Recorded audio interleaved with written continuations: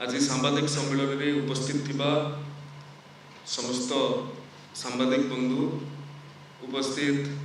आम विभाग निर्देशक तथा समस्त वरिष्ठ अधिकारी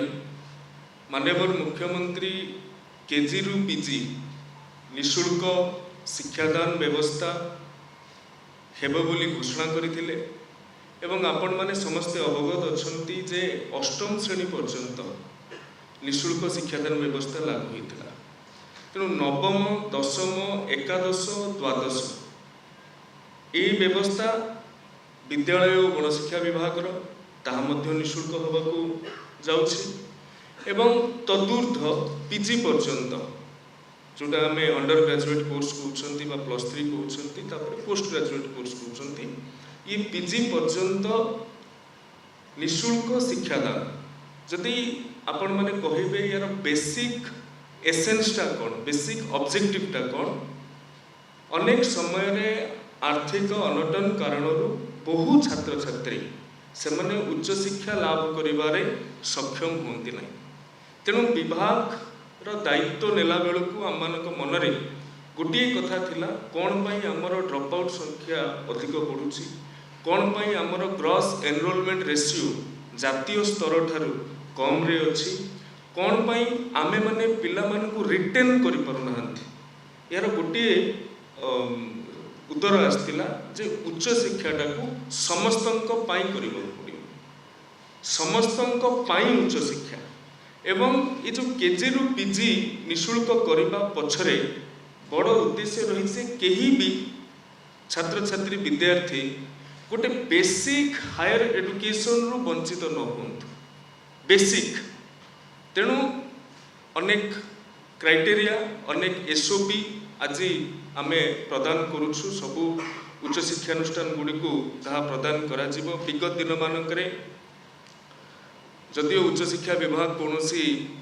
निर्दिष्ट एसओपी मार्गदर्शिका प्रदान करनथिला तेबे केतेक कथा को लेकिन जो संशय थिला द्वंद्व थिला आमे माने ताहाकू आड्रेस करिथिलु किछि परिमाण ले ताहाकू दूर मध्य हेतिला।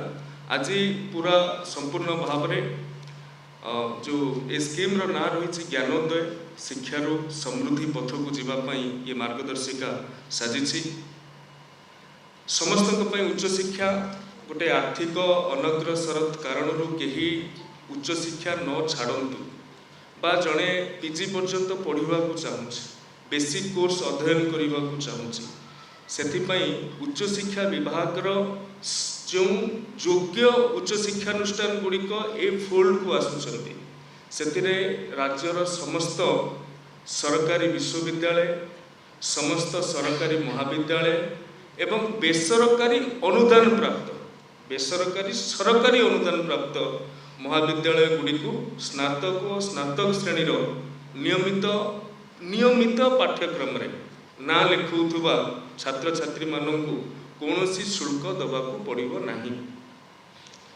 एथिरे अनेक नीति को समन्वय करा जायछि। जातीय शिक्षा नीति 2020 कहूँ समस्तंक पई शिक्षा समस्तंक पई उच्च शिक्षा ये मध्य एथिरे समन्वित होईछि एवं विजन डॉक्यूमेंट 2036 एवं 2047 रे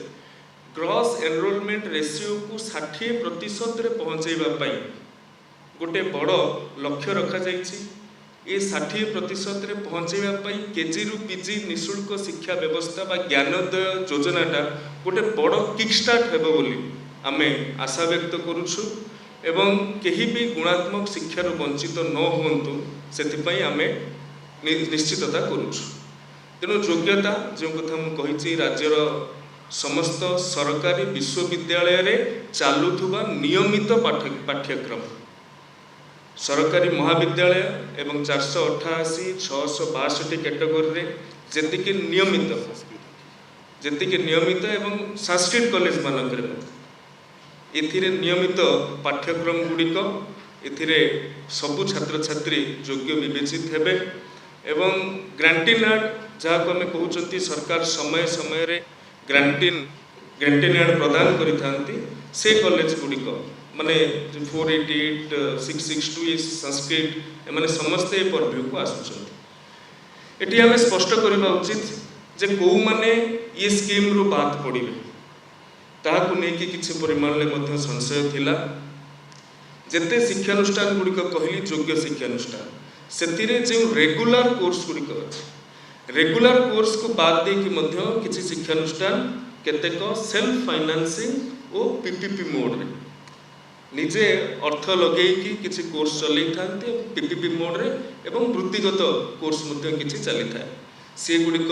बाद पड़िबे। एवं केतेक कॉलेज जोटा कि पूरा सेल्फ फाइनेंसिंग रे चलुछि गवर्नमेंट कोनोसी एड ही दउ नै से माने एथरु बाद पड़िबे। एवं प्राइवेट अनुष्ठान गुड़िक से माने एथरु बाद पड़िबे। पीपीपी व्यवस्था रे परिचालित कोर्सेस गुड़िक मध्य एथरु बाद पड़िबे। Distance education open education correspondence education एवं विभिन्न वृत्तिगत प्रोफेशनल कोर्सेस एथरु बाद पड़िबे। आपण एमबीए एमसीए बीएड एमएड आईटेक एलएलएम बीबीए बीसीए भली वृत्तिगत प्रोफेशनल कोर्स गुड़िक एथरु बाद पड़ुछथि। नेक्स्ट एवं छात्र छात्री मानक पई योग्यतार शर्तावली को आमे 75% श्रेणी गृह उपस्थान रहिबार आवश्यकता एथिरे निर्धारित करिछु। एटा नुआ कथा नुहे। विश्वविद्यालय मानकरे महाविद्यालय मानकरे 75% अटेंडेंस रही किंतु ताहाकु विश्वविद्यालय माने मध्य समय समय रे एग्जाम रे को माने योग्य हेबे बसिबा पई 75% अटेंडेंस निया जाई थाए किंतु ताहाकु ठीक भाव रे एनफोर्स करिबा ताहाकु डिजिटल मीन रे आपण बायोमेट्रिक रो कथा कहि पारंती सब जगह बायोमेट्रिक भी संभवपर नुहे। डिजिटल अटेंडेंस रेकॉर्ड माध्यम रे आपण माने कॉलेज मानकु निर्देशित करा जायछि से माने अटेंडेंस रिपोर्ट जेमिति आगुरु प्रदान करुथुले एथर डिजिटल माध्यम रे हमकु प्रदान करिवे एवं सबु कॉलेज गुडिकर एटा निजस्व